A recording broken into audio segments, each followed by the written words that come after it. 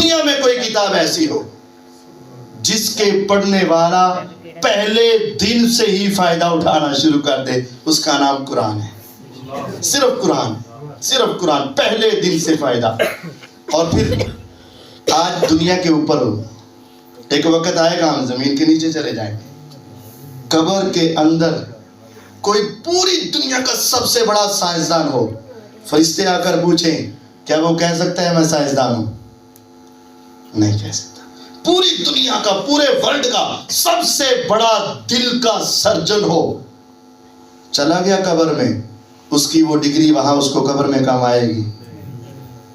پوری دنیا کا صدر، پوری دنیا کا بادشاہ بھی ہو، اس کی بادشاہ اس کے کام۔ لیکن یقین جانیے پوری دنیا میں صرف ایک کتاب ہے جس کا پڑھنے والا جب قبر میں جائے گا تو یہ قرآن اس کو وہاں بھی کام آئے گا، وہاں بھی کام آئے گا۔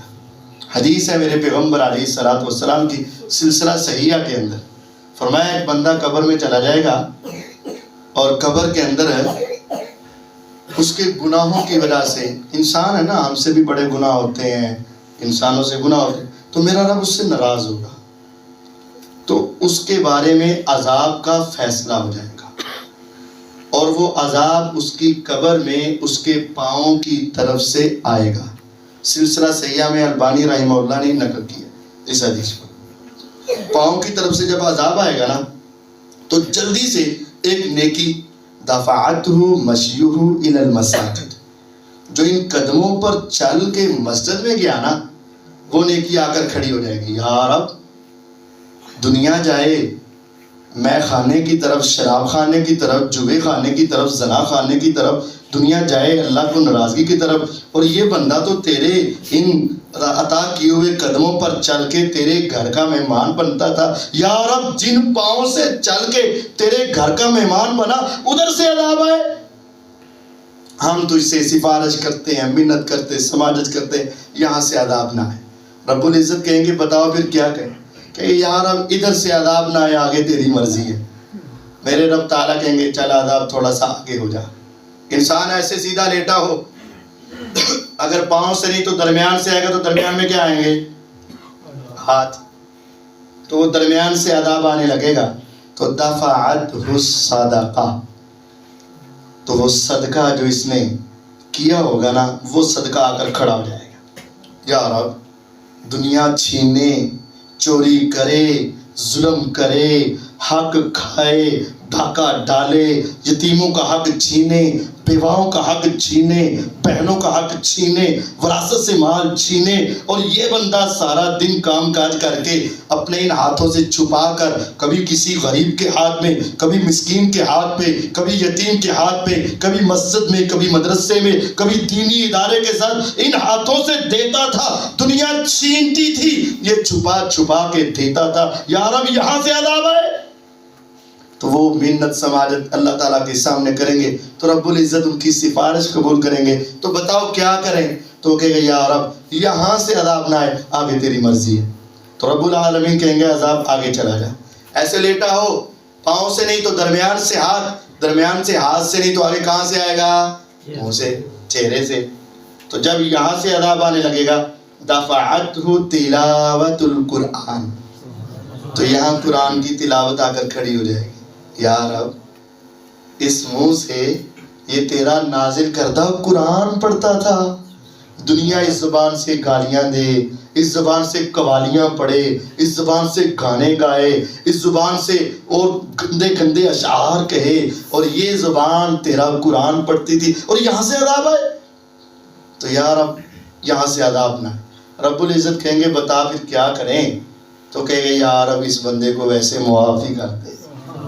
یہ قرآن کی تلاوت ایسی چیز ہے، اگر آج دنیا میں کر لی، کعبے کے رب کی قسم، دنیا کی ساری اخبارات، دنیا کے سارے ناول، دنیا کی سارے ڈائجسٹ، دنیا کی ساری کتابیں پائے، دنیا کی کوئی کتاب بھی آپ پڑھ لے، روز قیامت عذاب سے بچا نہیں سکے گی، اور قبر میں عذاب سے بچا نہیں سکے گی۔ صرف ایک کتاب ہے جس کو پڑھنا ہی تمہارے لیے باعث برکت ہے، باعث نجات ہے، وہ تمہیں عذاب قبر سے بھی محفوظ رکھے گی۔ احد کے میدان میں 70 صحابہ شہید ہوئے، 70 صحابہ احد کے میدان۔ جب 70 صحابہ شہید ہوئے، میرے پیغمبر علیہ السلام پر بڑا غم ہے، بہت غم ہے۔ میرے آقا علیہ الصلوۃ والسلام کہتے ہیں اے میرے صحابہ قبریں کھودو۔ اب 70 صحابہ شہید، 70 زخمی، کسی کا باپ، کسی کا بیٹا، کسی کا بھائی زخمی شہید، 70 قبریں کیسے کھودے؟ نبی پاک صلی اللہ علیہ وسلم سے کہا گیا حضور اتنی قبریں ہم سے نہیں کھودی رہے، سارے دن کے تھکے ہوئے، جہاد کیا، دشمن سے ٹکرائے ہیں، سارا دن ہم میدان میں رہے، 70 قبریں کیسے کھودیں؟ آپ نے فرمایا ایسا کرو، ایک ہی قبر کو ذرا گہرا اور چوڑا چوڑا کر دینا، ہم 3 4 5 صحابیوں کو ایک ہی قبر میں دفن کر دیں گے۔ صحابہ نے کہا ٹھیک ہے۔ جب وہ قبر کھودتے، ذرا بڑی بناتے، تو حضور علیہ السلام کو بتایا جاتا آقا ایک قبر تیار ہے، اپنے پیاروں کو قبر میں اتار دیں۔ میرے پیغمبر علیہ الصلوۃ والسلام آتے، حدیث کے الفاظ ہیں، آپ ان کو دیکھ کر صرف ایک سوال کرتے، یہ نہیں پوچھتے تھے ان میں سے کسی کی اولاد ہے کہ نہیں ہے، بیٹے ہیں کہ نہیں ہے، ان کی برادری ہاشمی ہے، قریشی ہے، انصاری ہے، مہاجر ہے، کچھ نہیں پوچھتے، صرف ایک سوال، ایہم اکثر اخذن للقرآن، صحابہ ذرا ان چہروں کو دیکھ کے مجھے جلدی سے بتا دو ان میں سے قرآن زیادہ کون پڑھتا تھا؟ صرف ایک ہی سوال۔ اے پیغمبر علیہ السلام یہ سارے شہید ہیں، یہ سارے جنتی ہیں، ان کے لیے تو جنت کے 8 دروازے کھل جانے ہیں، تو آپ ان کے بارے میں کیوں پوچھ رہے ہیں؟ فَإِذَا أُشِيرَ لَهُ بِأَحَدٍ، میرے آقا کہتے ہیں یہ شہید سارے، لیکن شہیدوں میں بھی درجہ اگر آئے گا تو قرآن کی تلاوت کی وجہ سے آئے گا۔ ایہم اکثر اخذن للقرآن، ان میں سے قرآن زیادہ کون پڑھتا تھا؟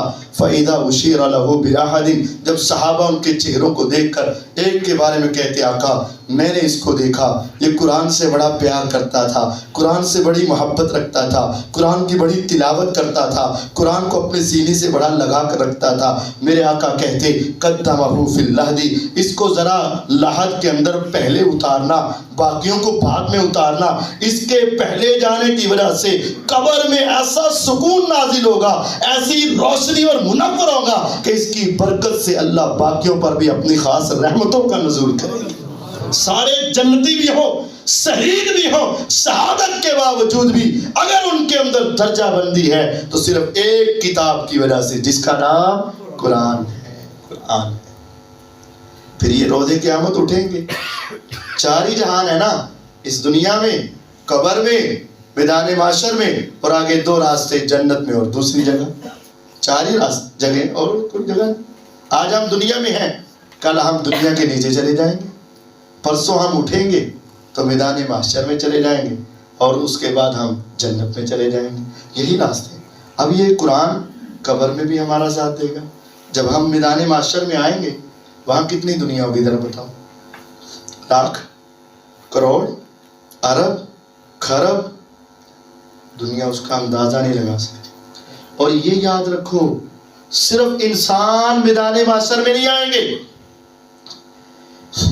انسان، جن، فرشتے، پرندے، درندے، حیوان، حشرات، ہر مخلوق، پوری دنیا کے جنگل، وہاں کے رہنے والے درندے، پوری دنیا کے پرندے، پوری دنیا کے حیوان، پوری دنیا کے حشرات، ساری انسانیت، سارے جنات، سارے فرشتے، ساری مخلوقات ایک میدان میں جمع ہو جائیں گے۔ ایک میدان میں جب پوری دنیا اور ہر مخلوق جب جمع ہوگی، اس وقت حبس کا عالم کیا ہوگا۔ اور یہ زمین یوم تبدل الارض غیر الارض والسماوات، یہ زمین بدل جائے گی، آسمان بدل جائے گا، اور سورج جو کروڑوں میل کے فاصلے پر ہے کھینچ کر 1 میل کے فاصلے پہ لا کے کھڑا کیا جائے گا۔